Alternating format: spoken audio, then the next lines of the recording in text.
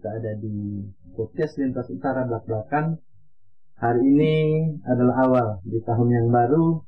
Kita akan berbincang-bincang santai di podcast Blak-Blakan Lintas Utara. Kali ini kita menghadirkan narasumber yang sangat familiar di Kabupaten Kepulauan Sangihe, Pak Kajari Sangihe. Selamat siang, Pak. Selamat siang, Mas Roni. Pak, kita hari ini akan berbincang-bincang santai mengupas terkait tupoksi maupun di luar tupoksi yang Bapak selama ini lakukan di Kabupaten Sangihe. Hari ini kita dengan tema korupsi dan kreativitas. Dari histori yang saya temukan di beberapa portal berita dan petunjuk lainnya, kalau tidak salah, Pak Kajari ini adalah seorang aktivis di zamannya, yaitu bergabung dengan Gemini. Jadi seorang aktivis di zamannya hari ini menjadi penegak hukum dan diberi amanah bertugas sebagai Kajari di Kabupaten Kepulauan Sangihe. Jadi Pak, apa yang membedakan Bapak dulu saat aktivis adalah kita tidak bisa menutupi bahwa Bapak bagian dari pendemo-pendemo itu dulu untuk hal tentang perbaikan di daerah. Ketika jadi aparat penegak hukum itu menjadi terbalik, Bapak di demo. Gimana Pak itu perasaannya? Terima kasih, Mas Roni. Sesuatu hal yang mungkin di luar konteks pembicaraan ini, tapi tidak menjadi masalah. Jadi memang sekitar tahun 95 ya, 90 sampai 95 kita memang aktif mengkritik ya, sebagai aktivis katakanlah begitu ya. Tapi sebetulnya porsinya sama saja. Jadi artinya ketika saya menjadi bagian dari pemerintah, tentunya kami tegak lurus pada apa yang diamanatkan oleh pemerintah. Kalau dulu sebagai istilahnya sebagai mengkoreksi kebijakan pemerintah, tapi kita sebagai kita terbuka, kita juga menerima kritik dari masyarakat. Jadi seperti itu. Jadi Pak, dulu kan sebagai seorang aktivis di zamannya selalu mengkritik seperti yang Bapak katakan tadi. Yang saya tanyakan, ketika Bapak dikritik atau di demo, apa di benak Bapak? Ini yang pernah saya lakukan atau apa? Jadi gini ya, kita dari situ kita belajar untuk melakukan diskusi ya. Saya tidak terus terang aja tidak anti kritik dengan tanggapan yang lainnya. Bahkan saya justru menerima masukan. Jadi memang kondisinya memang lain ya antara ketika saya waktu jadi mahasiswa dan sekarang. Kalau sekarang itu lebih demokratis. Jadi artinya sebagai contoh ini ya. Ini mungkin dalam segmen lain lah kira-kira seperti itu. Dulu kita itu terikat dengan aturan perundang-undangan yang memang kita dibatasi mengkritik pemerintah. Tapi dengan adanya undang-undang yang baru memang masih dalam koridor itu, tapi dalam konteks yang lain. Jadi kita ketahui bahwasannya zaman Orde Baru ya waktu itu kita ini lebih kurang bisa mengkritik pemerintah. Jadi artinya seperti ini. Mungkin saya cerita sedikit ya. Cerita sedikit terkait dengan regulasi yang ada dulu dengan ada yang sekarang. Dulu itu kita ada yang namanya undang-undang subversi. Sedangkan kalau sekarang tidak ada undang-undang subversi. Mungkin itu nanti dalam segmen yang lain. Tapi dalam hal ini tentunya banyak hal yang ada perbedaan yang begitu signifikan. Mungkin karena teman-teman yang seangkatan saya juga sekarang banyak yang sudah di legislatif, juga masuk di sistem lagi ya Pak. Aktivis pendidikan, mungkin sebagai guru-guru besar di Fakultas Hukum. Dari situ mempelajari perbandingan peraturan perundang-undangan, sehingga itu lebih memberikan ruang gerak pada adik-adik penerus saya untuk memberikan kritik. Walaupun di beberapa kesempatan ada beberapa peraturan perundang-undangan yang dianggap membatasi ruang gerak kritik daripada mahasiswa. Pak, di zaman itu kan tidak seperti sekarang untuk menyampaikan terkait kebebasan berpendapat dan sebagainya. Dari pengalaman Bapak, pernah tidak Bapak mengalami diskriminasi seperti teman-teman yang ini ada ancaman, pembunuhan dan sebagainya? Kira-kira demikianlah ya, artinya. Jadi kalau ketika saya waktu itu sebagai bagian daripada agent of change ya, saya katakan agent of change, jadi kita rubah dan buktinya kan sampai sekarang ya. Ada perubahan daripada sistem hukum dan sistem politik yang ada sekarang ini. Mungkin kalau saya katakan, kalau dulu belum kita melakukan suatu menyatakan pendapat aja sudah dicari oleh aparat kami. Itu yang membedakan. Tapi Bapak juga mengalami seperti yang dialami oleh teman-teman lain ini. Adanya diskriminasi dan sebagainya juga. Inilah kadangkala diskriminasi itu dalam hal apa? Sekarang saya contohkan ya. Sekarang. Dulu ketika saya akan mulai melakukan diskusi saja. Itu sudah dicari materinya apa. Dan mungkin saya ada pengalaman menarik ya. Ketika saya waktu itu jadi mahasiswa baru, kita di mentor atau kalau sekarang apa ya namanya? Kalau dulu itu mabimba, masa orientasi mahasiswa. Kita diajak senior melakukan seminar wayan waktu. Pada waktu itu kita ketahui bahwasanya kita mendatangkan Kiai Haji Abdul Rahman Wahid. Kiai Haji Abdul Rahman Wahid. Ya, kita diberikan izin untuk melakukan diskusi.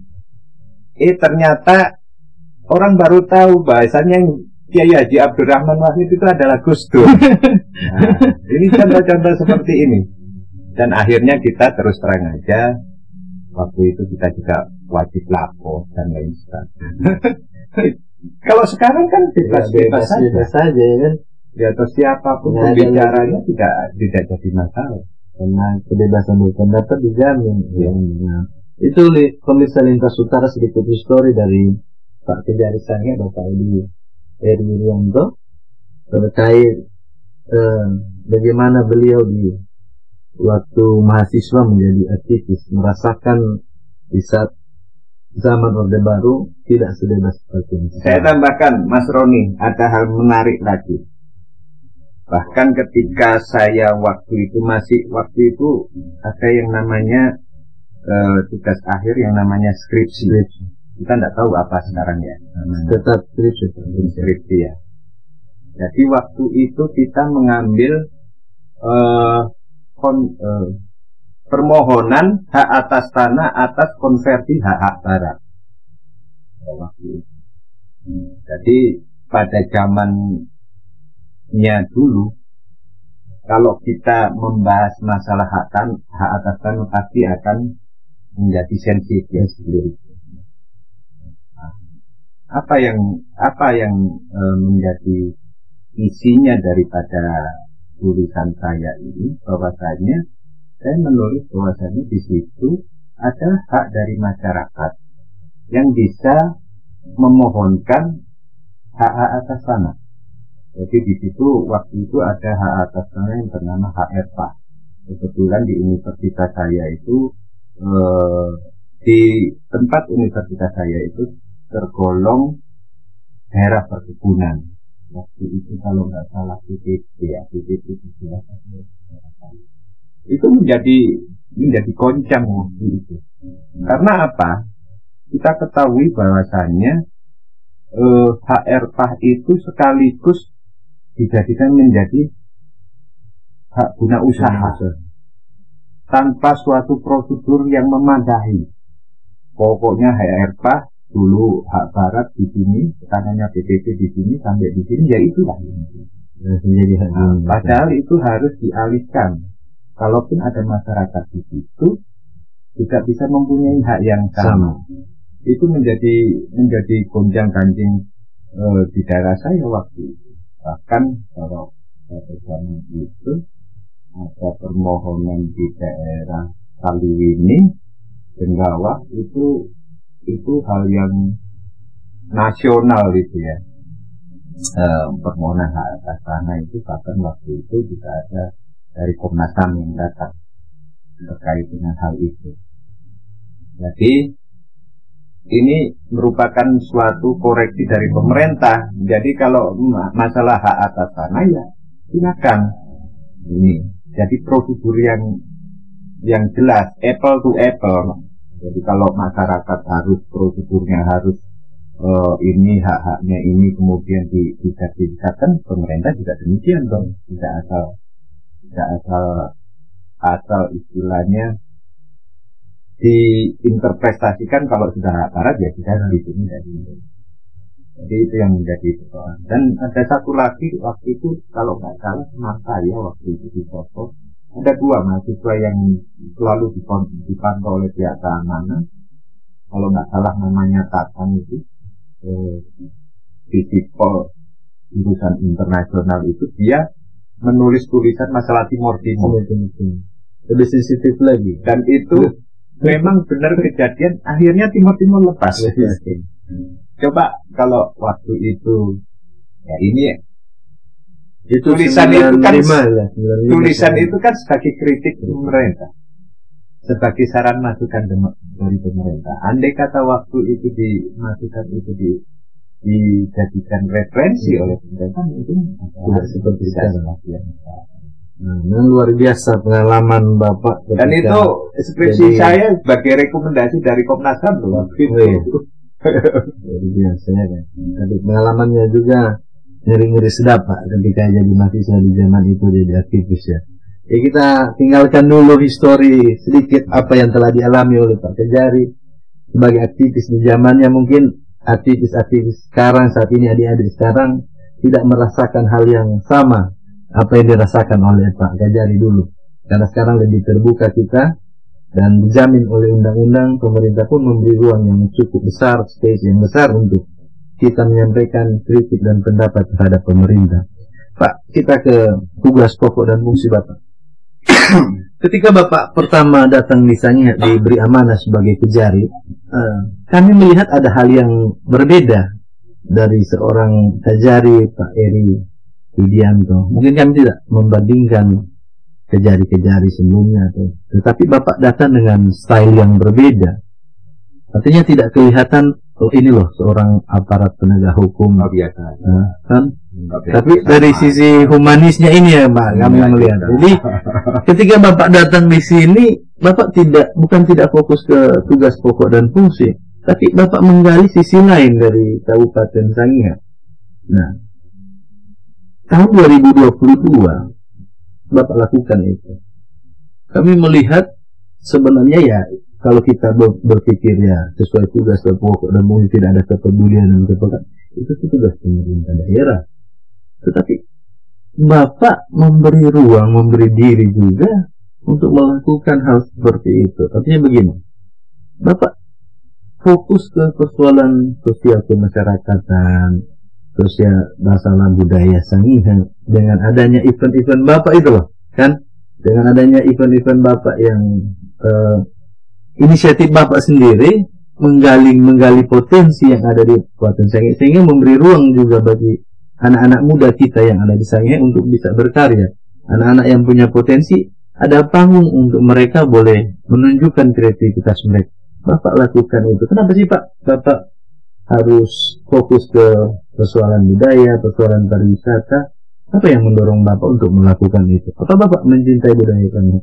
Bukan Mas, itu bukan semata-mata saya loncat pagar dari tupoksi saya, tidak. Memang tupoksi saya adalah tugas penuntutan, ya, tugas penuntutan dan membantu pemerintah dalam hal strategi dan keamanan daerah, itu yang memberikan masukan. Nah, kalau hal-hal yang saya lakukan itu merupakan tugas direktif. Jadi artinya tugas direktif itu tugas tambahan daripada kejaksaan di luar tupoksinya. Jadi memang kita memang bukan tidak ada dasar saya melakukan itu, tapi sebetulnya saya melaksanakan perintah pimpinan. Sebagai contoh ya, sebagai contoh ini kaitannya dengan kebudayaan. Ini ada surat edaran ini ya. Surat namanya Truf Info dari Jaksa Agung Muda Intelijen, bahwasanya untuk kajari di wilayah hukumnya masing-masing melakukan inventarisasi terhadap situs-situs tersebut. Karena di situ ada ditemukan berdasarkan Truf Info dari Jaksa Agung Muda Intelijen ada pengurusan. Dan itu kita lakukan itu. Terus kemudian hal-hal yang lain terkait dengan itu, misalnya kenapa sih kok kejaksaan ngurusin desa?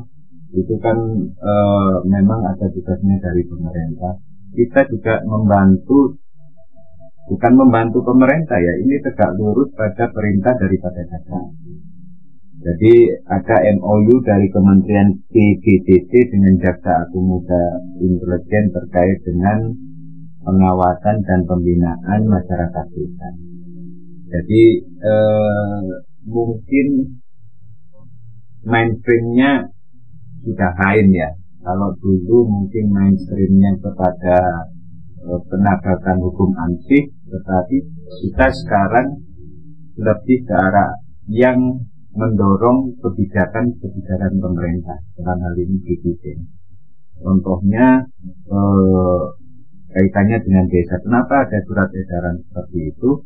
Karena Jaksa Agung merasa bahwasannya anggaran desa yang begitu besar, sekitar 1.600 triliun digelontorkan itu, agar bisa lebih dimanfaatkan, lebih dioptimalkan untuk hal-hal yang memberikan pendapatan pada desa itu. Outputnya jelas untuk desa. Jangan sampai, jadi mainstreamnya itu pemikirannya itu tidak beralih dari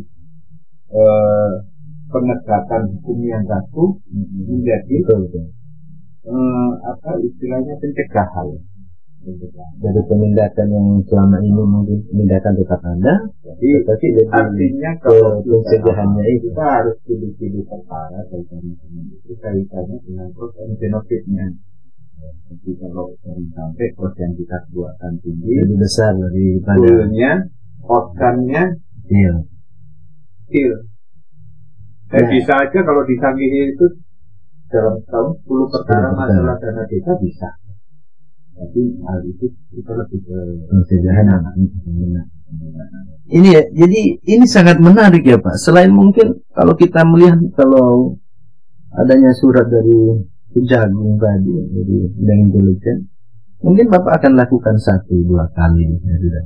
Tetapi yang kami lihat Bapak porsinya itu lebih besar dari orang Sangihe yang mungkin ada di sini yang melihat budaya ini sebagai kekayaan kita, dan saya harus menyampaikan budaya itu sebagai harga diri. Apa Bapak memang peduli budaya atau seperti apa Pak? Memang Bapak berbeda sekali ketika datang di sini. Enggak, di sini saya mengarah kepada prioritas nasional ya. Ada prioritas nasional keempat, revolusi mental dan pembangunan kebudayaan. Ini sudah jelas ini. Ada perintah dari itu prioritas pemerintah. kemudian diaplikasikan, kemudian ditindaklanjuti dengan surat edaran jasa agung. Seperti itu. Nah, ini dari sisi budaya Pak. Tadi memang jelas sekali itu. Dari sisi pariwisatanya Pak. Bapak juga terjun ke situ, dan ketika kehadiran Bapak, pariwisata itu sangat bergairah dan lebih dikenal dari masyarakat. Nah, kalau tadi ada edaran, apakah ada edaran pariwisata ini Pak? Atau Iya, termasuk juga? Iya, prioritas nasional kan perkuatan ekonomi negara. Atau Bapak melihat pemerintah daerah kita dengan instansi terkait hal pariwisata karena tidak punya blueprintnya, membantu.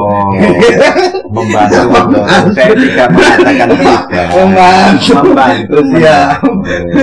Soalnya kan Bapak yang membantunya lebih intens daripada orang yang dibantu. Loh Mas, saya ketika di sini terus terang aja saya, waduh, ini Kabupaten Sangihe ini potensinya luar biasa ya.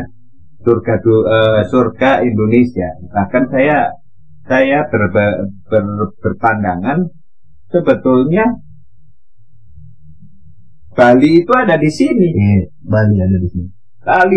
Jadi memang komplit Pak. Salah satu event yang Bapak laksanakan memang mendunia dan sampai saat ini tetap diceritakan oleh masyarakat. Mungkin ke depan tetap diceritakan. Itu yang ada di Kospa asisten saat ini. Memang itu mendobrak kebiasaan, dan kami berharap itu jadi event tahunan ya Bapak, supaya Sangihe ini semakin dikenal Pak. Karena itu tadi saya tahu maksud arah tujuannya pertanyaan ini kan artinya kalau ini jadi event tahunan, hiduplah pariwisata kita dan kita semakin dikenal Bapak. Gini. Udahlah, saya sudah tahu arah. Jadi mungkin yang saya lebih cenderung katakan bahwasanya mungkin saran kepada pemerintah.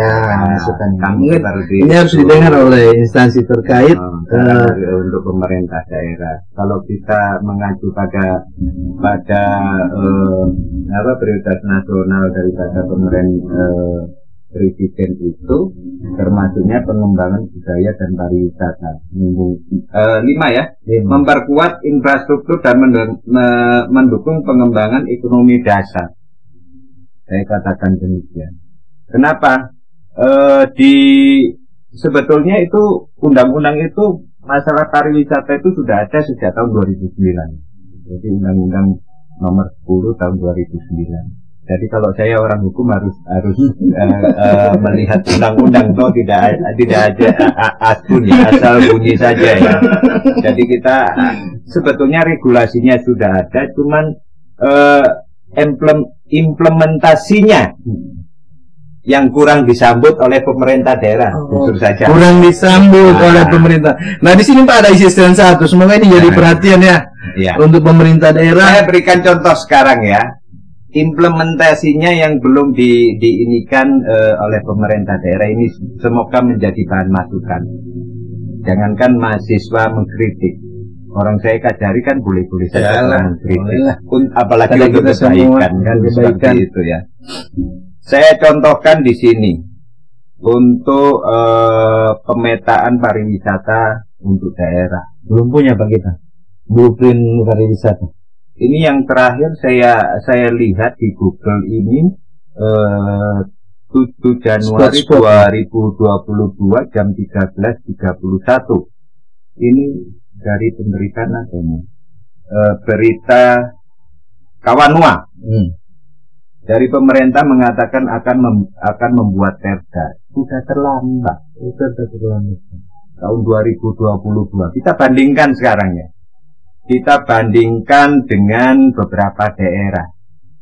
Oke lah, menjadi tolak ukur. Misalnya Jawa, kita ambil Madiun. Madiun itu sudah membuat rencana induk pembangunan pariwisata itu dengan Perda nomor 17 tahun 2017. Ya, toh? Itu sudah ada perdanya. Kita beralih ke yang apple to apple seperti Kabupaten Sangihe ini, Kabupaten Musirawas.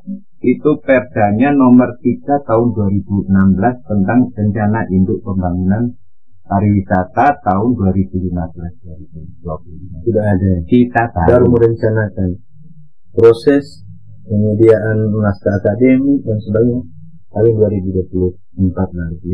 Tapi wow alam pisau. Gimana Pak Satu ini? Jadi di zaman oleh Pak Satu 2023 Pak. Semoga itu ada kemauan daripada pemerintah daerah. Jadi berarti kan di sini mau atau tidak sebenarnya kayak. Tapi menurut Pak Satu sudah difasilitasi, semoga secepatnya. Ya daripada tidak. Daripada lebih terlambat. Pak, ini ada event yang skala nasional memang agak mengundang sedikit dunia pariwisata dengan adanya event yang saya sebut tadi tahun lalu. Mungkin ini jadi masukan ya Mas ya. Kalau kaitannya dengan pariwisata ini, sebetulnya mungkin ini saya kaji berdasarkan undang-undang dan kajian saya berdasarkan menjadi diskusi saya. Sebetulnya kalau kita membuat perencanaan ini tidak lepas dari SWOT ya. Strength, weakness, opportunity, dan kekuatan, kelemahan, peluang, dan ancaman. Semua itu sudah digunakan. Itu padahal ilmu-ilmu intelijen tapi digunakan dalam suatu perusahaan-perusahaan. Itu sebetulnya kalau kita kaji ya di apa namanya daerah kita sudah banyak strength kita ya. Strength kita, kekuatan kita, regulasi pemerintah sudah mendukung. Sekali lagi belum disambut oleh pemerintah daerah. Terus kemudian kekuatan kita itu sebetulnya banyak. Kalau kita mengacu pada pasal 6 Undang-Undang Pariwisata, ada keragaman, keunikan, kekhasan budaya dan alam. Itu kalau saya inventarisasi sebelum saya diundang di sini, ada sekitar, bahkan untuk alamnya aja sekitar 16 spotnya. Keunikannya. Jadi Pak, untuk minta maaf saya potong Pak, masukan konkret Bapak terhadap pemerintah daerah supaya pariwisata ini kita hidup dan memberi manfaat untuk masyarakat apa Pak? Oke, kalau itu jujur di Kabupaten Kepulauan Sangihe itu banyak orang-orang pintar di luar sistem yang mempunyai kreasi, harusnya itu dimanfaatkan sebagai kekuatan, dilibatkan, diberdayakan. Iya toh? Banyak loh orang-orang yang di Kabupaten Sangihe itu baik dari kesenian, di luar sistem, dari olahraga, ya toh? Terus dari kreativitas. Itu banyak sebetulnya, tapi mungkin belum difasilitasi. Itu tugas pemerintah, fasilitator. Yang saya katakan tadi, setuju saya itu. Jadi kalau pemerintah sekarang itu sebagai fasilitator dan regulator, ya toh. Saya ini pengalaman saja. Saya waktu masih berkecimpung di teman-teman. Ketika saya mahasiswa di UKM itu ada yang namanya unit kegiatan mahasiswa bidang kesenian. Dan itu dapurnya dari pemerintah daerah justru dari lingkungan kampus di situ. Memang awalnya menggunakan pemerintah daerah. Sekarang di Jember itu di Jember dan Banyuwangi itu sponsor yang datang ke kalender eventnya sudah jelaskan. Terus kemudian setelah itu dibikinkan, setelah di strengthnya itu diundang teman-teman, dibikinkan suatu kalender pariwisata daerah. Kalender event pariwisata. Kita ketahui bahwasanya di sini misalnya cuacanya tidak menentu, ya event-event bulan ini misalnya budaya, banyak loh budaya kita ini yang bisa kita eksplor. Ya toh, kita mungkin kalau dari NTT kita lebih lebih maju harusnya ya. Tapi budaya-budaya NTT sekarang lebih maju karena kemasannya ini mungkin belum dikemas. kita belum dikemas minta dukungan dana dari pemerintah daerah. Jangan ngomong dana dulu. Jangan ngomong dari sesuatu, jangan ngomong dana dulu. Yang penting konsepnya jelas. Tentu saja. Iya, kalau dananya ada apa namanya perencanaan yang nggak jelas, akhirnya nanti berarti yang tidak bermanfaat nanti kan seperti itu. Harus jadi yang diperbaiki ini persoalan blueprint Pak, perencanaan. Blueprintnya dulu harus itu jelas. harus jelas. Saya yakin kalau tanya blueprintnya belum ada kayak ini. Berarti tidak ada selama ini. Kalau begitu Pak, kita tidak ada pijakan terkait pengelolaan pariwisata ya. Jadi tiba akal. Ya memang prinsip manajemen itu kan itu harus ada perencanaan dulu toh. Perencanaan activating kemudian dievaluasi dalam bentuk kontrol gimana setelah ini. Itu. Jadi ini masukan yang luar biasa dari Pak Fajari untuk pemerintah daerah. Semoga ini didengar oleh pemerintah daerah, dinas terkait, dan di sini ada Pak Presiden satu yang langsung mendengar Pak ini dia. Jadi maksud saya gini, undang teman-teman yang itu mempunyai potensi untuk itu, terus terang aja dari itu dibahas di situ. Dari bahasan itu kemudian dibikinkan skala prioritas dan menjadikan kalender itu, kalender daripada tahunan itu. Jadi terus terang saja saya lebih banyak diskusi dengan teman-teman untuk menciptakan ide, karena saya juga nggak ini juga. Ide-ide itu banyak yang dari luar. Karena kita bukan zamannya seperti zaman saya dulu. Waktu tahun 80-an pemerintah daerah sebagai eksekutor pelaksanaan itu, baca puisi kepala dinas, nggak perlu itu. Udah komunitas aja yang diberdayakan di komunitas. Nah kalau tadi Bapak melarang bicara dana, sekarang kita bicara dana. Itu yang sebesar itu Pak, yang Bapak laksanakan beberapa, duitnya dari mana? Sementara kan kita tahu tidak ada sokongan dana dari pemerintah daerah.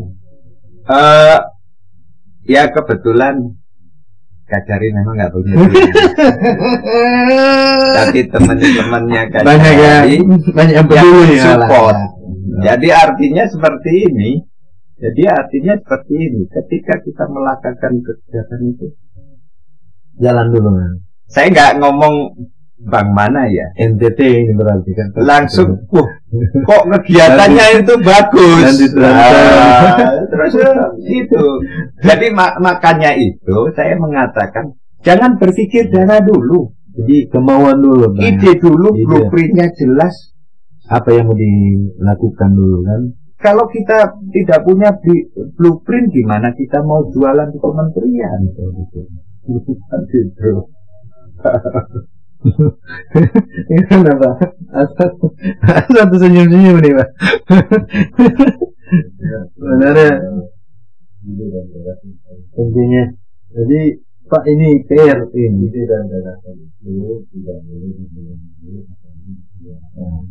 agaknya satu dengan Pak Fajari Konet. Jadi dalam satu tahun ini kita melihat progres. Jujur Mas ya, saya katakan kemarin kita mengadakan itu. Ada suatu BUMN, kita memang dari ada suatu BUMN mengatakan yang menawar kegiatan ini mau full sponsor atau middle sponsor atau partisipan, sampai begitu loh. Artinya ketika ini ada kan berarti Bapak katakan akan berdatangan ya. Yang penting itu idenya.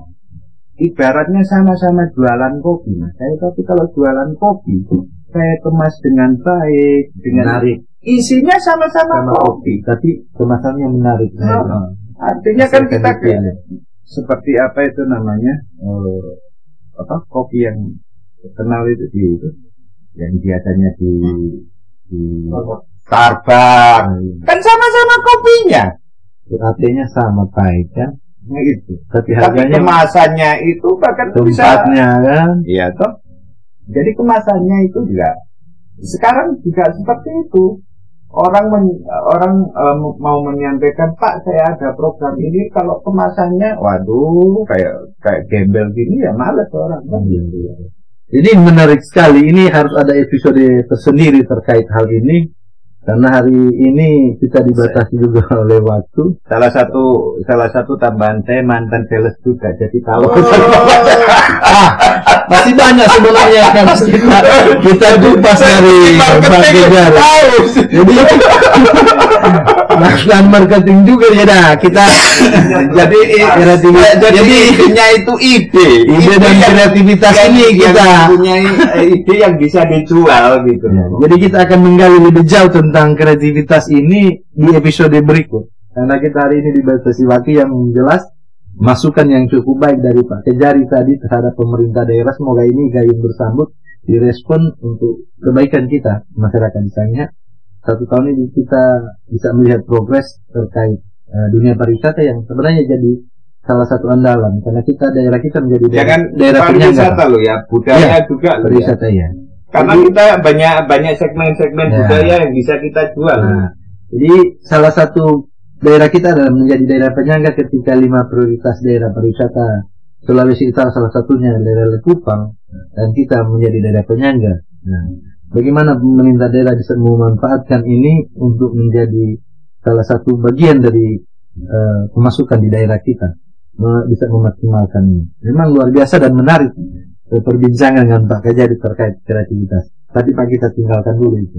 Kita akan ada episode selanjutnya terkait ini, terkait Bapak. Saya tidak menemukan histori terkait marketing tadi ya.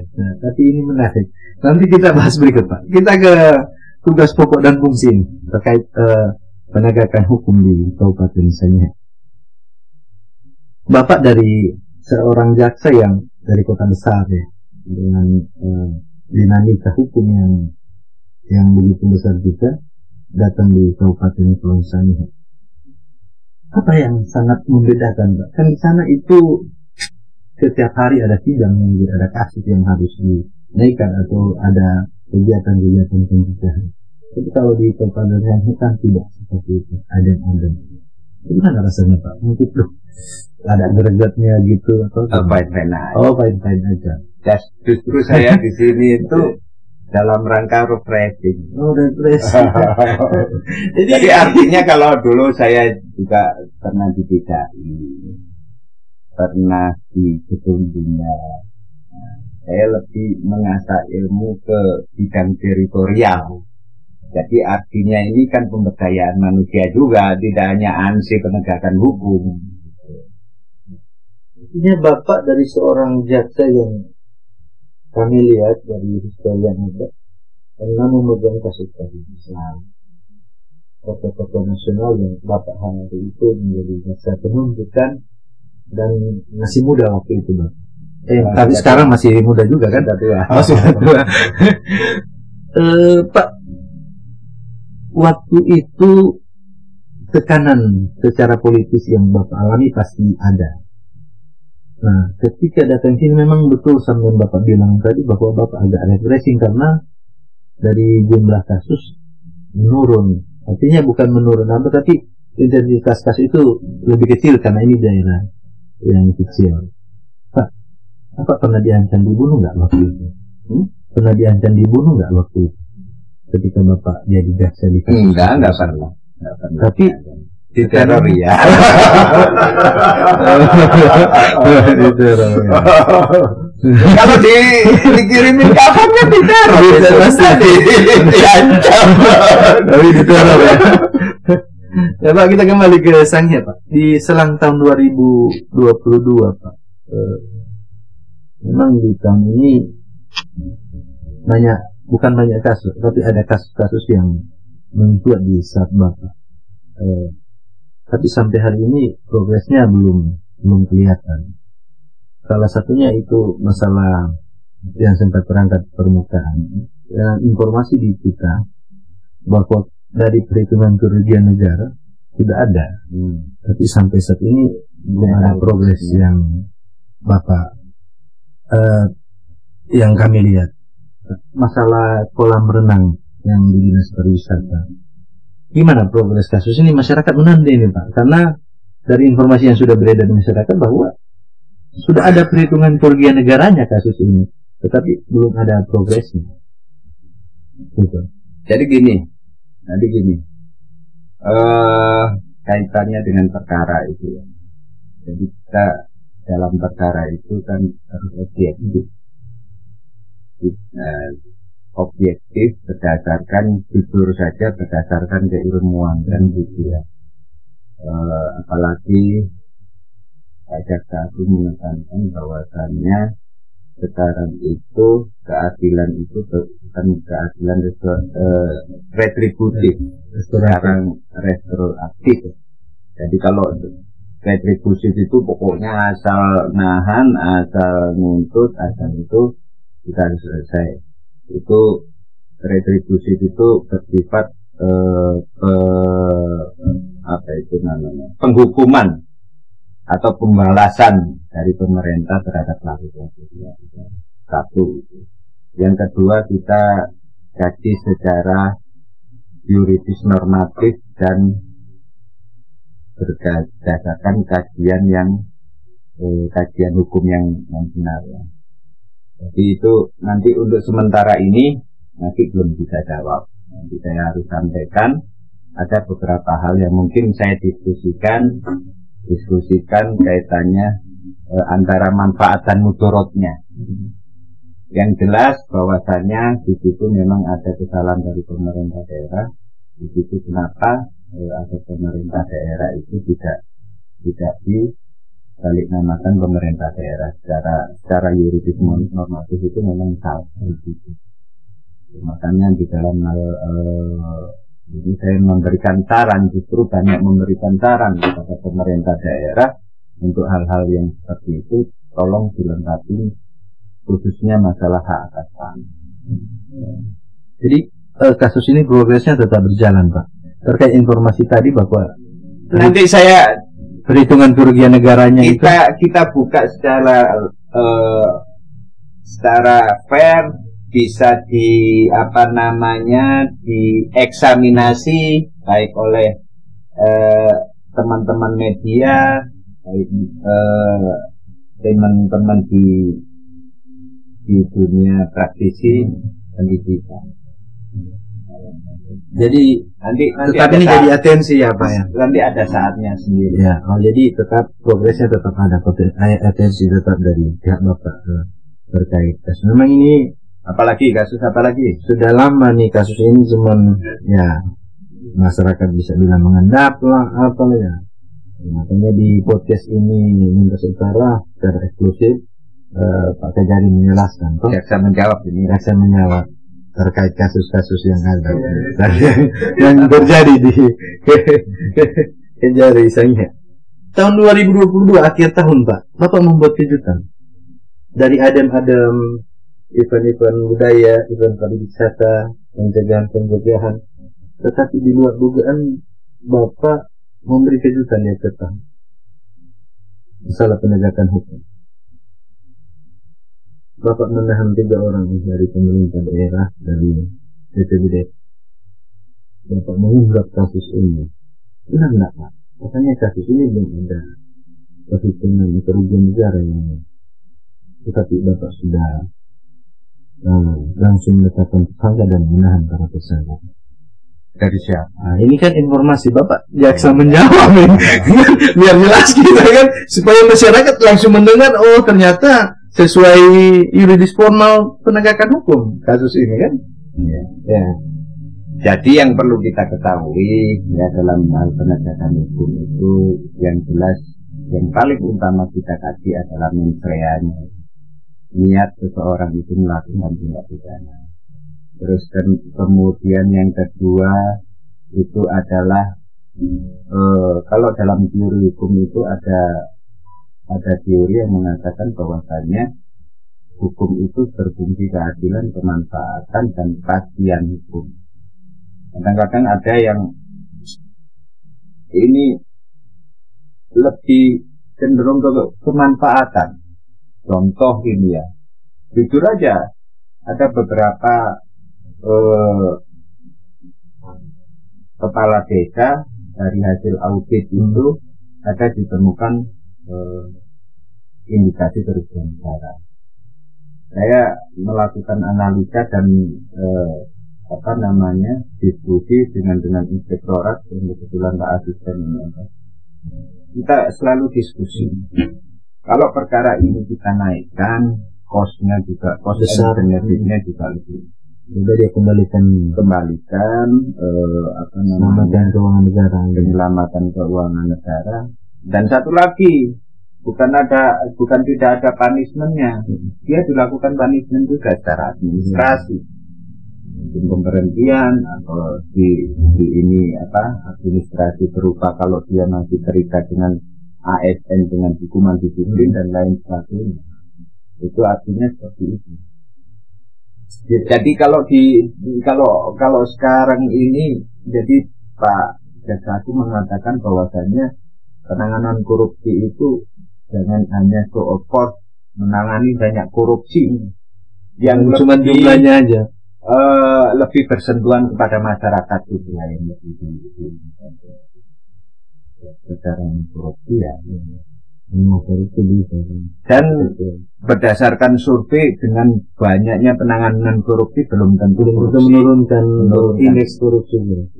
Mendingan kita melakukan pencegahan daripada kita melakukan penindakan yang sebetulnya efek dominonya belum terlalu besar. Jadi terkait yang kejutan itu Pak, semua sudah sesuai ya dengan perhitungannya. Jadi kan setidaknya harus ada 3 alat bukti, dua alat bukti. Kita melakukan ini, saksi-saksinya sudah ada, hasilnya sudah ada hasilnya. Nah, ini nanti tinggal keterangan ahli, karena ini prosesnya sudah kita tetapkan tersangka, karena kemarin penyidikan umum baru ditangkap bersama. Jadi ini masyarakat perlu mendengar ini dan mengetahui apa yang dilakukan itu sudah sesuai dengan prosedur hukum dan kaidah-kaidah hukum yang ada di negara kita. Apa ini salah satu yang juga menarik karena memang di tahun 2022 itu termasuk kejutan-kejutan dari yang Bapak lakukan dalam hal ini terkait internet desa Pak yang lagi menarik ini. Pertanyaannya Pak, betul Gerald bilang apakah kamu usut kasus ini Pak karena ada tekanan dari luar? Jangankan tekanan dari luar, Gerald pun kalau media kalau nekan saya tidak ada ini. Jadi intinya bahwasannya kita itu harus apalagi nanti ada undang-undang yang baru, yang baru. Jadi sebetulnya itu sudah saya terapkan dari dulu ketika saya masih baru pendidikan jaksa, dan sekarang sudah dituangkan di dalam KUHP itu standar melakukan penindakan dan penuntutan itu sudah ada. Yang paling utama adalah mens rea-nya. Yang paling utama adalah mens rea-nya. Kita kaji mens rea-nya. Sekarang misalnya Mas Roni, saya kasih mens rea-nya dulu, ini aja, background-nya seperti apa dan lain sebagainya. Terus kemudian setelah mens rea kita hubungkan dengan unsur-unsur tindak pidana. Gitu. Kita unsur-unsur tindak pidana kita. Saya yakin apa yang saya sampaikan bersama tim bisa kok dieksaminasi, tapi karena ini merupakan masih belum lingkup keterbukaan publik, masih tahap ini belum masuk ke. Jadi statusnya masih P19 kasus ini Pak? Masih P19. P19 kita koordinasi ya. Jadi kalau sekarang ini sesudah P18-nya ini ada petunjuk lain Pak? Masuk. Kalau sekarang itu, kalau dulu itu ada P19 berkali-kali bolak-balik. Sekarang tinggal apa namanya? Koordinasi. P19 kita berita acara koordinasi. Ini loh yang menunjukkan ini. Iya, kalau dulu kan kalau belum lengkap ada P19 sampai anaknya banyak itu anaknya. Kalau sekarang enggak, tinggal koordinasi. Jadi posisinya sekarang di dari koordinasi. Karena pada dasarnya penyidik dan penuntut umum itu sebetulnya satu rumpun. Kegagalan penuntutan dalam penyidikan, kegagalan penyidikan juga. Gitu. Tapi itu secara administrasi, secara kemanusiaan kan harus kita berikan, kita jangan sampai kita salah menyangkakan orang. Ini saya bertanya dari sisi Bapak seorang penegak hukum, analisanya kasus ini bisa terbesar. Karena ini kasus seksi Pak, misalnya kerugian negara yang tertinggi yang selama ini saya tahu ada di kasus ini, karena kurang lebih 5 miliar. Saya juga senang yang seksi-seksi gitu. dan diakui seksi juga gitu. Tapi jangan sampai nanti kita salah melakukan terapi. Jadi tetap semua berproses. Masyarakat yang apa yang ditangani oleh Kejaksaan Negeri Tahuna itu kami lihat saya garis bawahi bahwasanya kita nangani secara profesional, nggak ada tekanan. Masih Roni pun juga nggak ada. Jadi tidak benar kalau Bapak tetap nggak goyang saya kalau diintervensi. Tidak benar dia kalau Bapak takut kamu kasus ini. Gila sih sering bilang kagak jadi takut nih. Nggak goyang. Intervensi apapun selama yuridis normatif dan dipertanggungjawabkan secara keilmian, saya nggak goyang. Jadi tidak benar ya Bapak takut.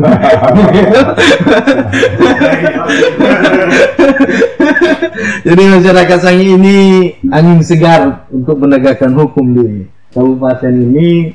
Ternyata tidak gentar sedikit pun Pak Kajari. Jadi kita menunggu dari progres demi progres dari beberapa kasus yang sangat mengguncang keadaan di Sangi.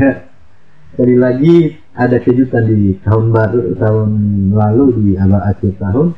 Kita terus akan menunggu, mengawal, masyarakat silakan mengawal. Silakan bertanya ke Pak Kajari dan kawan-kawan terkait progres kasus. Itu semua terbuka. Ya, Pak, ini paling terakhir Pak. Satu kata untuk kami. Ini paling terakhir dari Pak Kajari. Menakjubkan. Nah, kata menakjubkan ini harus bisa diimplementasikan oleh kita semua, pemerintah daerah dalam program kerja, dan kita dengan masing-masing tugas dan pokok fungsi kita sesuai talenta masing-masing. Terima kasih Pak Kajari, waktu yang sangat baik, luar biasa. Bapak boleh hadir di proses dan kesetaraan belak-belakan. Kami sebagai masyarakat dan mitra kerja Bapak mendoakan Bapak untuk tetap sehat dan bekerja terus sesuai dengan tugas pokok dan fungsi Bapak. Oke, terima kasih Mas Roni, dan saya sampaikan tetap berkreasi. Karena ini saya pembicara ketiga di awal tahun. Awal tahun pembicara pertama Bapak. Iya, jadi kepala. Jadi itu masyarakat Sangi, perbincangan kami di pagi hari ini semoga bermanfaat untuk kita semua. Saya Roni Serang, kita bertemu kembali di acara yang sama dengan narasumber yang berbeda di waktu yang lain. Terima kasih, Tuhan memberkati dan menolong kita semua.